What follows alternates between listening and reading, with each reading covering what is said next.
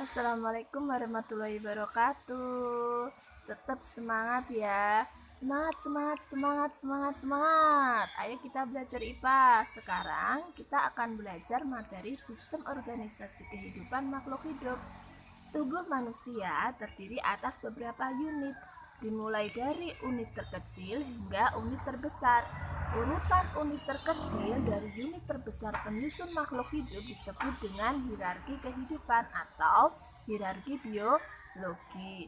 Bagian terkecil dari suatu makhluk hidup disebut sel, yang merupakan tingkat organisasi kehidupan yang pertama. Sel tubuh makhluk hidup yang bentuk dan fungsinya sama mengelompok membentuk suatu jaringan. Berbagai jaringan menjadi satu membentuk organ atau alat tubuh. Selanjutnya, beberapa jenis organ saling berhubungan dan menjalankan fungsi tertentu membentuk sistem organ. Akhirnya, seluruh sistem organ bergabung membentuk suatu organisme berupa manusia, hewan, dan tumbuhan. Sekarang yang pertama, tingkatan organisasi kehidupan, yaitu sel. Sel berada di tingkat struktural terendah dari makhluk hidup yang mampu menjalankan semua fungsi kehidupan. Setiap organisasi tersusun dari dua jenis sel yang berbeda. Kedua jenis sel tersebut tersusun atas sel prokariotik dan sel eukariotik. Sel prokariotik terdapat pada bakteri. Sel prokariotik lebih sederhana strukturnya daripada sel eukariotik karena tidak memiliki organel yang terbungkus membran, dan batas sel adalah membran plasma. Perbedaan sel hewan dan sel tumbuhan yang paling mendasar yaitu sel tumbuhan memiliki dinding sel, sementara hewan tidak memiliki dinding sel. Ada beberapa struktur sel pada hewan dan tumbuhan, yaitu yang pertama membran sel, yang kedua adalah sitoplasma. Di dalam sitoplasma terdapat organel sel, dan organel sel itu terdiri dari retikulum endoplasma, lisosom, vakuola, mitokondria, badan Golgi, kloroplas, dan nukleus atau disebut dengan inti sel. Ada beberapa organel sel yang dimiliki tumbuhan tapi tidak dimiliki oleh hewan, yaitu plastida atau kloroplas dan dinding sel.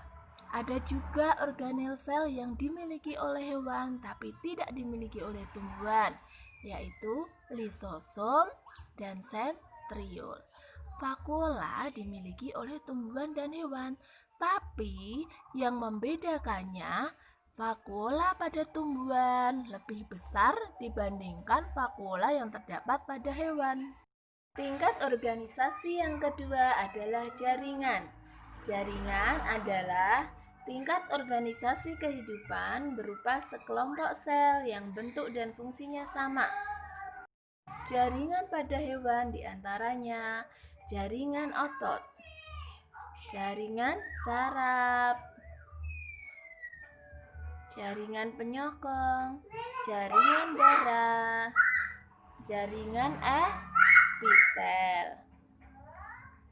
Jaringan pada tumbuhan diantaranya adalah jaringan meristem dan jaringan permanen. Jaringan meristem ada meristem apikal, ada meristem lateral, dan ada juga meristem interkalar. Sedangkan jaringan permanen terdiri dari jaringan pelindung epidermis, jaringan dasar, jaringan penyokong, dan jaringan pengangkut. Untuk jaringan pengangkut terdiri dari floem dan xilem. Tingkat organisasi yang ketiga adalah organ. Organ adalah kelompok jaringan yang menjalankan fungsi serupa.